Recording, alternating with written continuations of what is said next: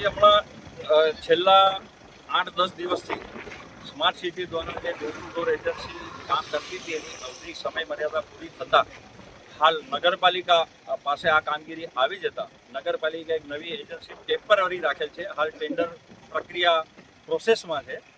એ agency દ્વારા કામગીરી થઈ રહી હતી. એમાં જૂના સ્માર્ટ સિટીમાં જે લેબરો કામ કરતા હતા એ લેબરો દ્વારા એક આવેદન આપવામાં આવ્યું હતું અને સ્ટ્રાઇક જેવું કરવામાં આવ્યું હતું કે ભાઈ અમારો રોજગાર છીનવાય છે, તો અમે જે કામ કરતા હતા નવી એજન્સીમાં અમને લોકોને કામ મળે.